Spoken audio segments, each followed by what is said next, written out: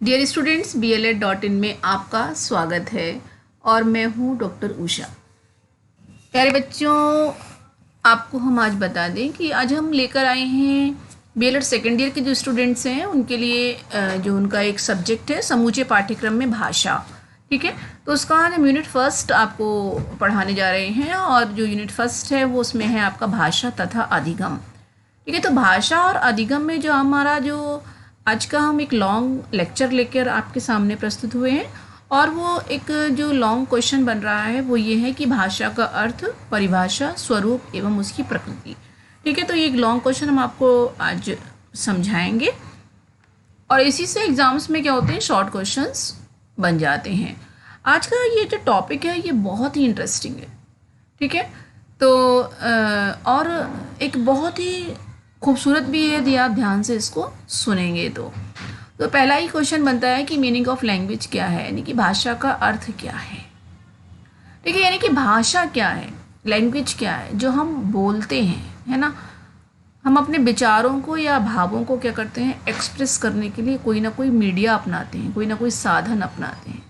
ठीक है ना, तो वो सभी साधन जिनसे हम अपने आप को एक्सप्रेस कर पाते हैं वो क्या कहलाता है, भाषा के अंतर्गत वो आती है।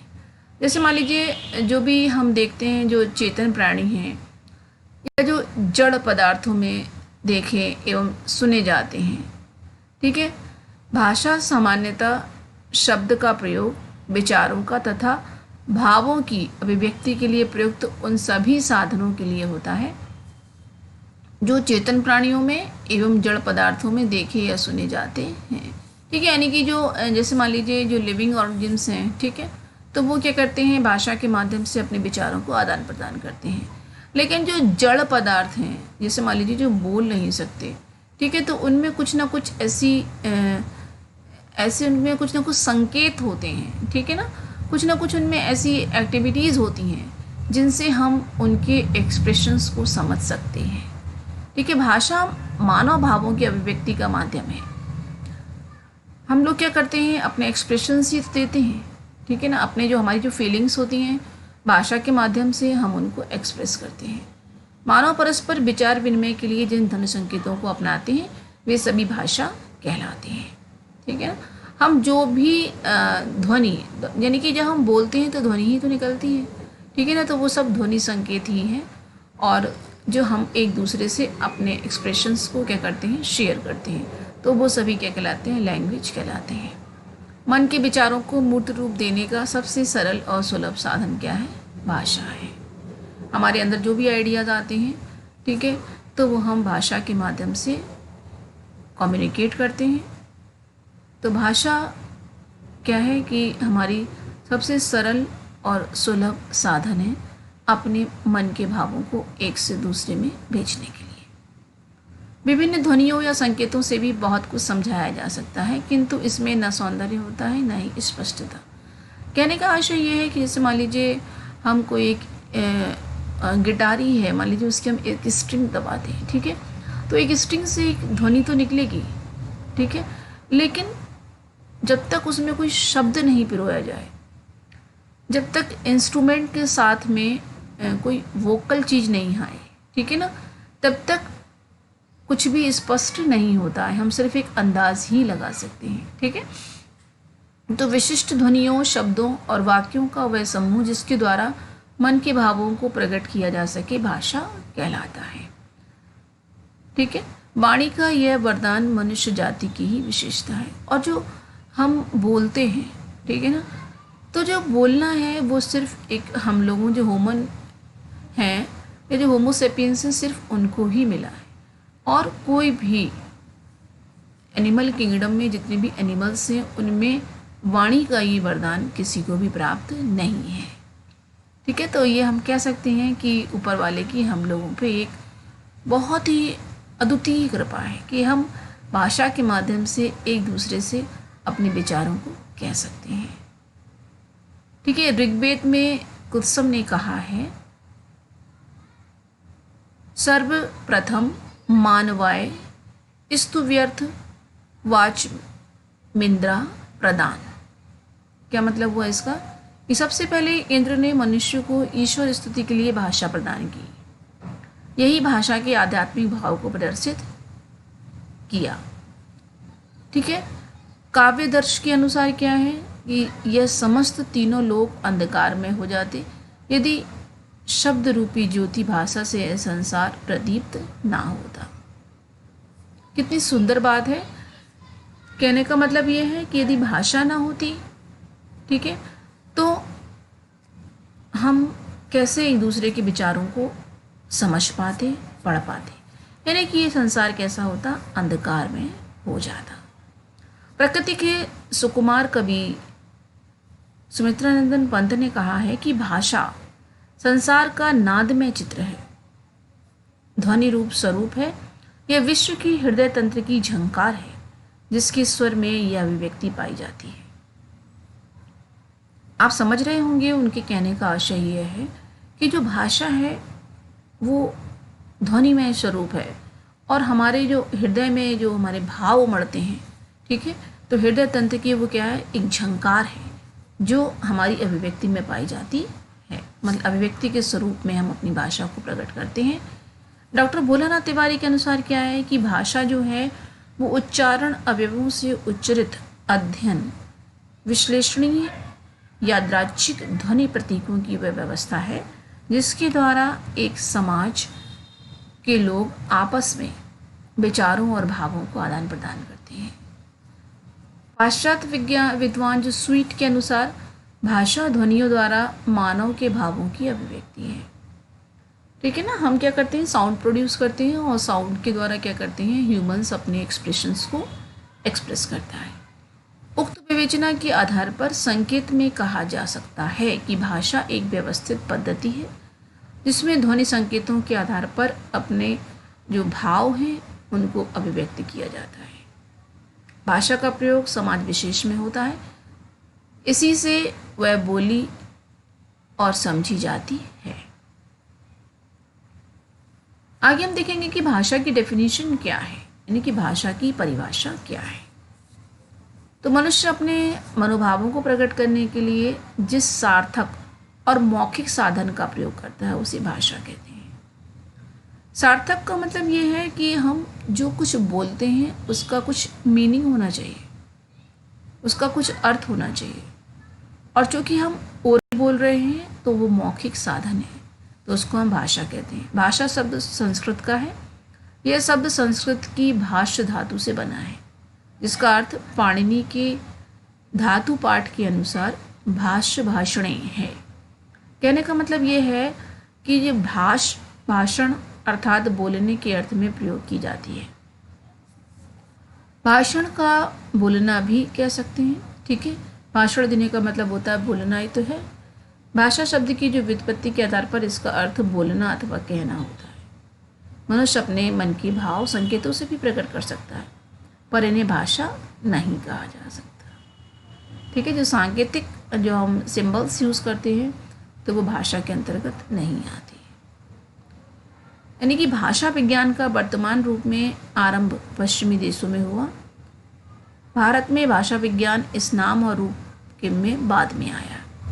इसका कारण पाश्चात्य और भारतीय दोनों प्रकार के विद्वानों ने भाषा विज्ञान की परिभाषा प्रस्तुत की। कुछ प्रसिद्ध विद्वानों की परिभाषाएं यहाँ दी जा रही हैं, देखिए क्या है। पाश्चात्य विद्वान है प्लेटो। प्लेटो ने क्या कहा कि जो विचार है आत्मा की मूल बातचीत है, वे ही ध्वनि रूप में जब होठों से प्रकट होती हैं तो उन्हें भाषा कहते हैं। बिल्कुल ठीक है, क्योंकि भाई हमारे अंतर मन में, हमारी कॉन्साइंस में जो भी कुछ उमड़ रहा है उसको हम क्या करते हैं, ध्वनि रूप में, भाषा के रूप में प्रकट करते हैं। स्वीट ने क्या कहा, ध्वनि शब्दों में, ध्वनि रूप में शब्दों के द्वारा विचारों को प्रकट करने का नाम भाषा है। क्रोचे क्या कहते हैं, अपने भावों और विचारों को प्रकट करने के लिए जो स्पष्ट, सीमित और सुसंगठित ध्वनि निर्धारित की जाती है उसे भाषा कहते हैं। गार्डनर क्या कहते हैं, विचारों को प्रकट करने के लिए जिन व्यक्ति और स्पष्ट ध्वनि संकेतों का प्रयोग किया जाता है उसे भाषा कहते हैं। ठीक है, तो ये जो आपकी डेफिनेशंस थी ये पाश्चात्य विद्वानों के द्वारा थी। अब देखिए हमारे भारतीय विद्वान क्या कहते हैं। तो जो आपके कामता प्रसाद गुरु हैं उनके द्वारा भाषा वह साधन है जिसके द्वारा मनुष्य अपने विचार दूसरों पर भली भांति प्रकट करता है और दूसरों के विचार आप स्पष्टता से समझ सकता है।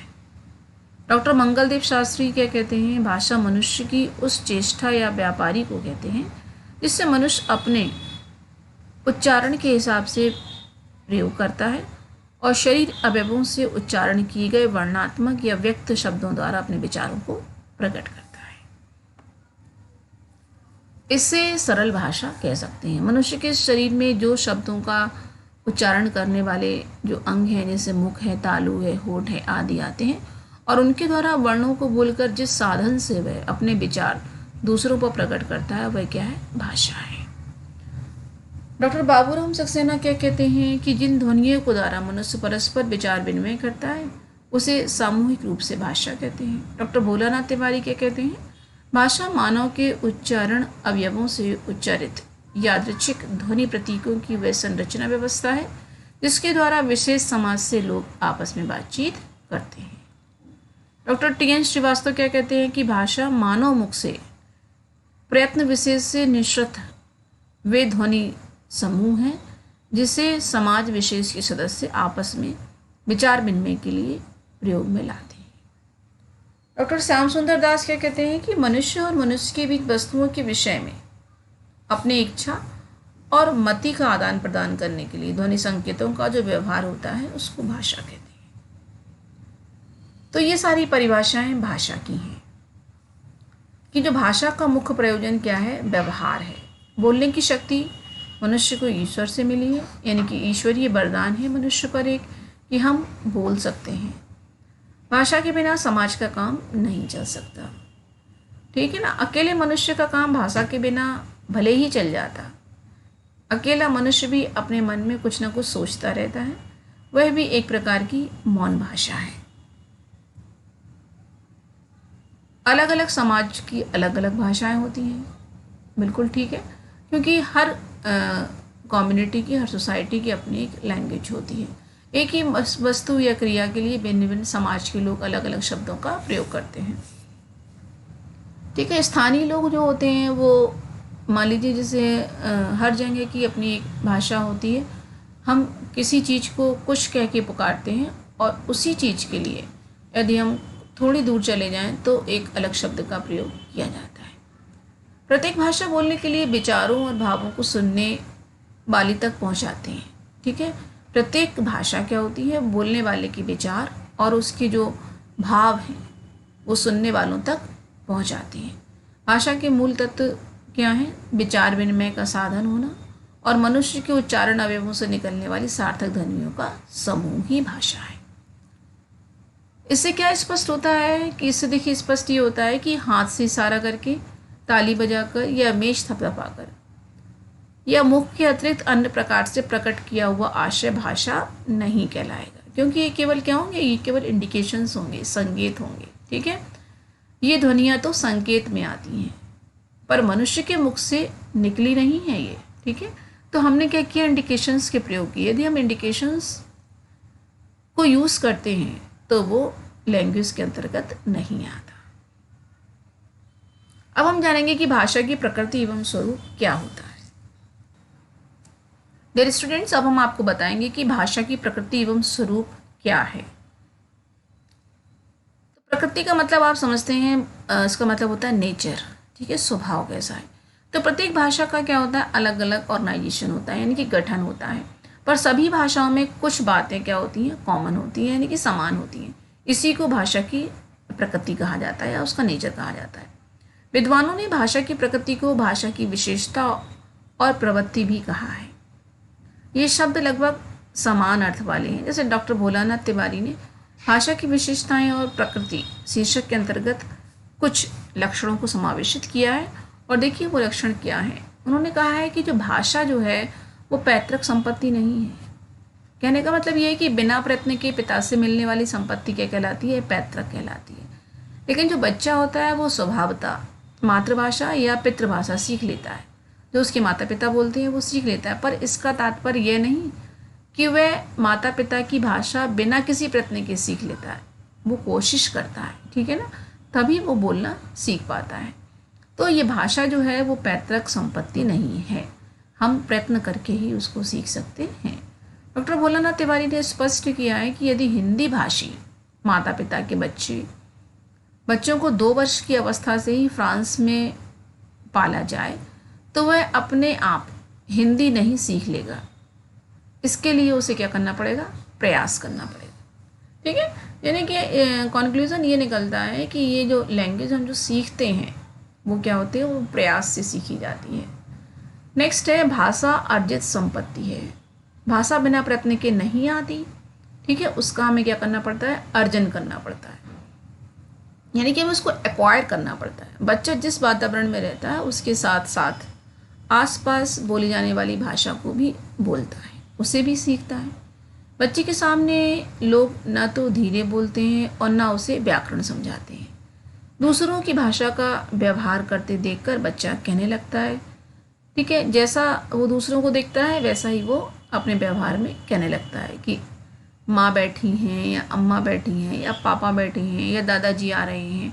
तो ये सब चीज़ों को वो जैसा दूसरों को देखता है बोलते हुए वैसा ही उनका अनुकरण करता है। सभी को भाषा का ज्ञान एक समान नहीं होता। इससे भी स्पष्ट होता है कि भाषा क्या है? एक अर्जित संपत्ति है, यानी कि हम इसको प्राप्त करते हैं प्रयत्न से। आगे देखेंगे हम कि भाषा क्या है? सामाजिक वस्तु है। पूरा समाज जो भाषा बोलता है, मनुष्य को वही भाषा और उसी प्रकार की भाषा बोलनी पड़ेगी। क्योंकि जैसे मान लीजिए हम नीम के पेड़ को नीम कह रहे हैं और अगर कोई उसको आम कहने लगेगा तो उसको कोई नहीं समझ पाएगा। इसलिए भाषा की आवश्यकता और उपयोगिता दोनों समाजों से संबंधित हैं। मनुष्य अपने माता पिता और परिवारजनों के अतिरिक्त समाज के लोगों से भी भाषा सीखता है।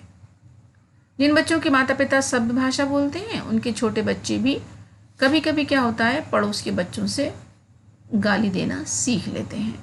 यानी कि ये भाषा क्या है? एक सामाजिक वस्तु है। हम अपने पेरेंट्स के साथ साथ अपने समाज से भी भाषा को क्या करते हैं? अर्जित करते हैं। व्यक्ति भाषा को उत्पन्न नहीं कर सकता, यानी कि भाषा एक प्रकार की क्या है? परंपरा है जो एक पीढ़ी से दूसरी पीढ़ी तक जाती है। मनुष्य इसका अर्जन कर सकता है, भाषा को उत्पन्न लेकिन नहीं कर सकता। यानी कि जो हमारे ट्रेडिशन से जो चीज़ चली आ रही, जो भाषा चली आ रही है वही चली आ रही। मनुष्य भाषा में परिवर्तन नहीं कर सकता। भाषा को जन्म देने वाला कौन है? समाज है। अब हम देखेंगे कि भाषा का अर्जन अनुकरण द्वारा होता है। जैसे कोई भी बालक तथा वयस्क जन भाषा अनुकरण से सीखते हैं। वे जैसी भाषा बोलते हैं दूसरों को देखते हैं उसी का क्या करते हैं? अनुकरण करते हैं। और यही कारण है कि जो ठीक से अनुकरण नहीं कर पाते वो शब्दों को क्या करते हैं? विकृत कर देते हैं, यानी कि बिगाड़ देते हैं। जैसे मान लीजिए हमने कोई कलेक्टर वर्ड लिया, अब हमने कलेक्टर को कलेक्टर कहा लेकिन जो सुनने वाला है वो उसको कलहर कह रहा है, तो वो क्या करेगा? वो यही बोलता रहेगा, क्योंकि उसने अनुकरण जो है ना वो प्रॉपर नहीं किया। इसी तरह से जो बच्चा है वो माता पिता को वस्तुओं का नाम जो लेते देखता है वो वही नाम से उन वस्तुओं को पुकारता है। इसलिए हमें कोशिश करना चाहिए कि हम शुद्ध रूप का, भाषा के शुद्ध रूप का चयन करें, जिससे हमारी जो जनरेशन है वो उसी का अनुकरण करें। आगे हम देखेंगे कि भाषा क्या है? परिवर्तनशील होती है, यानी कि ये बदलती रहती है। यही कारण है कि कभी भारत में संस्कृत जनसाधारण की भाषा होती थी और आज लोग बाग मराठी भी बोलते हैं, हिंदी भी बोलते हैं, गुजराती भी बोलते हैं। ठीक है, अर्थात जिनके, और एक चीज़ और है कि जिनके मान लीजिए कुछ बच्चे ऐसे होते हैं जो स्पष्ट नहीं बोल पाते, यानी कि तुतले होते हैं या हकले होते हैं, वो दूसरों की अपेक्षा भाषा को बदल कर बोलते हैं। लिखित भाषा में परिवर्तन बहुत देर से होता है, मौखिक में शीघ्र हो जाता है। यही कारण है कि हम लोग इसका उसका बोलते हैं और जबकि लिखते क्या है? इसका उसका। भाषा का कोई अंतिम स्वरूप नहीं होता। भाषा कभी पूर्ण नहीं होती और ना ही हो सकती है। यह हमेशा कैसी है? परिवर्तनशील होती है और होती रहेगी। भाषा क्या है? वह नदी है जो केवल बहना जानती है, कभी रुकना नहीं जानती। प्रत्येक भाषा की भौगोलिक सीमा होती है। बिल्कुल ठीक है। क्योंकि होता क्या है कि जैसे मान लीजिए आप जानते हैं कि एक स्थान विशेष या अथवा एक भूखंड के लोग एक भाषा बोलते हैं, वहीं दूसरे स्थान विशेष के लोग क्या करते हैं, दूसरी भाषा बोलते हैं। प्रत्येक भाषा की एक ऐतिहासिक सीमा होती है। जैसे मान लीजिए आपको जानकारी होगी कि किसी निश्चित खंड तक कोई एक भाषा बोली गई, मतलब एक एरा तक, काल तक, और वो व्यवहार में आती रही। इसके बाद दूसरी भाषा ने स्थान ले लिया, जैसे कि प्राकृत भाषा जो थी वो ईस्वी सन के आरंभ से 500 ईस्वी तक बोली जाती रही। इससे पहले संस्कृत का और उसके बाद अब अपभ्रंश भाषा का प्रचलन हो रहा है। प्रत्येक भाषा की अलग अलग संरचना होती है। संरचना का मतलब होता है उसका ढांचा होता है, ठीक है, उसका स्केलेटन होता है। किन्हीं दो भाषाओं का ढांचा एक सा नहीं हो सकता। सबकी ध्वनियाँ, वाक्य रचना और शब्द संपत्ति अलग अलग होती है। भाषा कठिन से सरल होती जाती है। संसार की से सभी भाषाओं का इतिहास इस बात का प्रमाण है कि भाषा कठिनता से सरलता की ओर चलती है। कहने का मतलब ये है कि भाषा कठिनता त्याग कर सरल होती जाती है। भारत में वैदिक संस्कृत से लौकिक संस्कृत सरल थी, लौकिक संस्कृत से प्राकृत, प्राकृत से अपभ्रंश और अपभ्रंश से हिंदी सरल है। भाषा स्थूल और सूक्ष्म और प्रौढ़ होती जाती है। भाषा में आरंभ में भाषा स्थूल थी, उसमें सूक्ष्म भावों को प्रकट करने की क्षमता नहीं थी। धीरे धीरे उसने यह क्षमता प्राप्त कर ली और सूक्ष्म से प्रौढ़ होती गई। आज के लिए प्यारे बच्चों बस इतना ही, ठीक है।